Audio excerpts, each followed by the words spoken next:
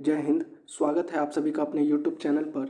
इस वीडियो में मैं बात करने वाला हूं प्रधान शिक्षकों के वेतन से संबंधित। प्रधान शिक्षकों को क्या क्या लाभ मिलेगा, 8वें वेतन आयोग का क्या अपडेट है, मूल वेतन में कितना इजाफा होगा, इन हैंड सैलरी आपकी क्या होगी, साथ ही जो अलाउंस है एनपीएस जो है, जो पेंशन से रिलेटेड है, या एचआरए, डीए, मेडिकल अलाउंस या फिर सीटीए, इन सभी विषयों पर बात करेंगे। लेकिन पहली बार अगर आप हमारे चैनल पर आए हैं तो जल्दी से चैनल को सब्सक्राइब कर दीजिए, वीडियो को लाइक और शेयर कर दीजिए।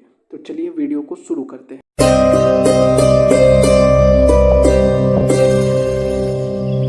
ये सभी जानकारी आपको ऑथेंटिक जानकारी है। आपको कितना सैलरी मिलेगा उससे पहले आप यह देख लीजिए आपको इसके अलावा क्या क्या लाभ मिलने वाला है।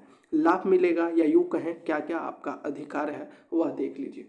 सबसे पहले जो मैं इम्पोर्टेंट जानकारी जो इसमें नहीं लिखा हुआ है वो आपको बता देता हूँ। इसमें जो है बीपीएससी राज्य कर्मी का दर्जा, जो पहला पॉइंट है, एक टीचर के लिए सैलरी से भी ज़्यादा ज़रूरत जो होती है मेरी नज़र में वो है रेस्पेक्ट। एक जो सामाजिक रेस्पेक्ट है वह मिलना बेहद ज़रूरी है। आपको पता होगा बिहार में नियोजित शिक्षकों को ऐसे देखा जाता है जैसे 4 हजरिया टीचर कभी कहा जाता है, कभी 5 हजरिया टीचर। नियोजित शिक्षकों ने बहुत समय अपनी जो काबिलियत को जो है वो मनवाया है, लेकिन इसके बाद भी नियोजित शिक्षकों को कुछ 2-3% नियोजित शिक्षकों की वजह से सभी नियोजित शिक्षक को ऐसा समझा जाता है कि फर्जी हैं, उनको कुछ आता नहीं है। आपने प्रधान शिक्षक में सिलेक्शन के बाद आप जरूर यह साबित कर दीजिएगा कि आप जो हैं कितने सक्षम हैं। तो सबसे बड़ा फ़ायदा तो ये होगा, आपको जो सामाजिक लाभ मिलेगा वो। अब बात कर लेते हैं बाकी जो जो आपको सुविधाएं मिलेंगी। तो बीपीएससी के थ्रू ये एग्ज़ाम हुआ है, आपको राज्यकर्मी का दर्जा तो मिल ही रहा है, इसमें तो कोई संशय ही नहीं है। आपका जो सेवा संवर्ग होगा वो क्या होगा, जिला संवर्ग होगा, और आपके ऊपर जो है बिहार सरकार नियमावली 2005 लागू होगी। आपके ऊपर जो भी नियम होगी, जो भी कार्रवाई होगी या जो भी रूल्स होंगे वो सभी बिहार सरकार नियमावली 2005 के तहत होगी, क्योंकि आप जो है राज्यकर्मी का दर्जा प्राप्त कर रहे हैं। तीसरा जो महत्वपूर्ण पॉइंट है वो है स्थानांतरण की सुविधा मिलेगी। नियोजित अगर आप रहते तो आपको यह सुविधा जो है अपने ही जिला में रहने का ज़्यादा से ज़्यादा हो सकता था, यहाँ तक कि पंचायत बदलने में भी बड़ी मुश्किलें थी, लेकिन स्थानांतरण का यहाँ पे आपको लाभ मिलेगा। वहीं ग्रेजुएटी जो मिलता है रिटायरमेंट के समय वह भी आपको मिलेगा। एनपीएस की सुविधा, जो सबसे बड़ी सुविधा मुझे लगती है वह है एनपीएस की सुविधा। एनपीएस की सुविधा आपको मिलेगी। और बीईओ, जब आप प्रधान शिक्षक के रूप में किसी भी स्कूल में आपको रखा जाएगा तो आप बीईओ तक जा सकते हैं, जिसका मतलब है ब्लॉक एजुकेशन ऑफिसर।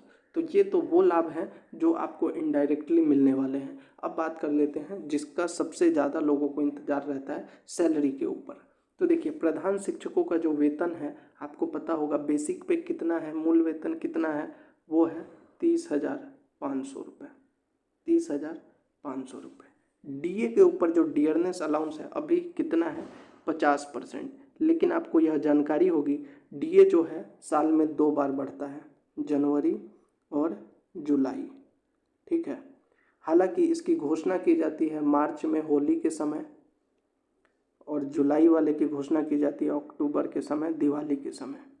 केंद्र सरकार जैसे ही घोषणा करती है राज्य सरकारें भी अपने राज्य कर्मियों के लिए यह घोषणा कर देती है। तो अभी जो डीए है 50% है, लेकिन जुलाई के हिसाब से अगर देखें तो लगभग 3 से 4% डीए और जुलाई से लग जाएगा। हालांकि इसकी घोषणा जो है अक्टूबर के समय, दिवाली के समय की जाएगी। तो आपका जो डीए है वो 53 या 54% मिलने वाला है। साथ ही एक और जो जानकारी मैंने पहले छोड़ दी वो था 8वां वेतन आयोग को लेकर। देखिए सरकार ने जब 7वां वेतन बनाया था, 7th पे कमीशन, तो सरकार की तरफ से ये कहा गया था कि जब डियरनेस अलाउंस 50% हो जाएगा तो जो मूल वेतन है उसको 50% इंक्रीज करके डीए को 0 कर दिया जाएगा। ठीक है, 8वें वेतन की सिफारिशों के बाद 7वें वेतन जब बनाया गया था तब 8वें वेतन को लेकर ये कहा गया था। लेकिन अभी सरकार ने क्या कहा, अभी सरकार ने कहा है कि हम 8वां वेतन, जब संसद में यह बात उठाई गई कि क्या सरकार जो है 8वें वेतन आयोग के बारे में सोच रही है, तो पार्लियामेंट में सरकार की तरफ से कहा गया कि हमारा इस पर कोई भी विचार नहीं है। तो देखिए अभी आप सोच रहे होंगे मैं 8वें वेतन आयोग की बात क्यों कर रहा हूँ, क्योंकि जब तक आप बात नहीं कीजिएगा तब तक सरकार तक आपकी आवाज़ नहीं पहुँचेगी। और जब केंद्र सरकार 8वां वेतन आयोग लागू करेगी तभी राज्य सरकारें इस पर विचार करेंगी। तो इसीलिए 8वां वेतन आयोग के लिए अब बात उठनी शुरू हो गई है, क्योंकि डियरनेस अलाउंस जो है 50% से ऊपर जा चुका है। और जो सिफारिशों में कहा गया था, अगर वो हो जाता है तो देखिए सैलरी में कितना फ़र्क होगा। आपका जो बेसिक पे 30,500 है, इसमें अगर बेसिक पे और 50% यानी कि इसका 15,250 जोड़ दिया जाए तो लगभग हो जाएगा 45,750 रुपये आपका बेसिक पे हो जाएगा, अगर ये 8वां पे कमीशन लागू हो जाता है तो। इसके बारे में सरकारें शुरुआत करती हैं, तो इसीलिए जो है 8वां वेतन आयोग को लेकर बात की जा रही है। अब बात करते हैं, खैर ये तो बात की बात है, ये मैंने आपको सिर्फ जानकारी दे दी कि 8वें वेतन आयोग के लिए ये बात कही गई थी। अब मैं बात कर लेता हूँ जो अभी आपको मिल रही है उसके ऊपर। तो अभी तो मूल वेतन आपका रहेगा 30,500 रुपये। डीए हम सिर्फ 50% जो मिल रहा है उसी को ध्यान में रखेंगे, तो इसका डीए 50% हो गया 15,250। एचआरए जो है बहुत जगह पे अभी 1% बढ़ गया, जो मिनिमम है एचआरए 5% मिल रहा है, तो यानी कि अगर हम इसका 5% देखें तो लगभग 1,525 रुपये हो रहा है। हम मिनिमम जो मिल रहा है उसकी बात करेंगे, कहीं सिटी में 10% पे मिल रहा है तो उस पर हम बात नहीं करेंगे, हम जो मिनिमम आपको मिलना है उस पर बात कर रहे हैं। अब बात करते हैं मेडिकल अलाउंस। मेडिकल अलाउंस सभी को 1,000 रुपये मिल रहा है। सीटीए, इसको देखिए, इस पर भी बहुत सारे लोगों को डाउट है। सीटीए होता है सिटी ट्रांसपोर्ट अलाउंस, यह सभी को नहीं मिलता है। सिटी ट्रांसपोर्ट अलाउंस जो है यह सभी को नहीं मिलता। यह किसको मिलता है? सिटी ट्रांसपोर्ट अलाउंस ऐसे शिक्षकों को मिलता है जो सिटी में हैं और नगर निगम में आते हैं, और उसमें भी सब कैटेगरी बटा हुआ है, उसमें भी सब कैटेगरी बटा हुआ है। उसके बाद जो है सीटीए, तो सीटीए को हम यहाँ पे इंक्लूड नहीं करेंगे क्योंकि यह सीटीए सभी को नहीं मिलता है। जिसको मिलता है अच्छी बात है, लेकिन सभी को नहीं मिलता है तो इसको हम इंक्लूड नहीं करेंगे। हम क्या क्या देखेंगे? बेसिक पे, डीए, एचआरए और मेडिकल अलाउंस। उसके बाद हम देखेंगे आपका एनपीएस में कितना। तो अगर हम इसको ऐड कर दें तो कितना हो जाएगा? आप यहाँ से ऐड कर दीजिए, ये दोनों को ऐड कर दीजिएगा तो ये हो जाएगा 45,750 रुपये। और 45,750 में 1,000 रुपये मेडिकल अलाउंस जोड़ दीजिए और फिर 1,525 रुपये जो है आप अपना एचआरए जोड़ दीजिए, तो ये हो गया लगभग 48,275 रुपये। आपका जो सैलरी बन जाएगा यहाँ पे इन चारों को मिलाकर 48,275 रुपये। मैं फिर से बता देता हूँ, सीटीए को इसमें इंक्लूड नहीं किया है। बेसिक पे 30,500, डीए 15,250, एचआरए 1,525 और मेडिकल अलाउंस 1,000। बस इन्हीं चीज़ों को हमने इंक्लूड किया, 48,275। अब इसमें से जो है आपका जो है क्या कटता है? एनपीएस। एनपीएस कितना? 10% कटेगा आपकी सैलरी से। एनपीएस कैसे निकालते हैं? बेसिक पे और डीए का 10%। तो बेसिक पे और डीए का 10% देखें तो 4,570 रुपये। अब इसमें से 4,570 रुपये माइनस कर दीजिए, 43,705 रुपये हो जाएगा।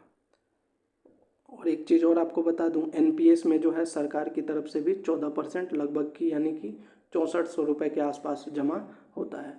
तो आपकी जो मूल वेतन जो है वो लगभग इतना रहने वाला है, 43,705। हाँ, सीटीए जिसका ऐड होगा उसका थोड़ा ऊपर नीचे होगा। तो ये थी पूरी जानकारी आपकी सैलरी से रिलेटेड। हालांकि मैंने जो बताया कि डीए जो है अभी 3 से 4% और इंक्लूड हो गया है जुलाई से, जिसकी घोषणा की जाएगी कब?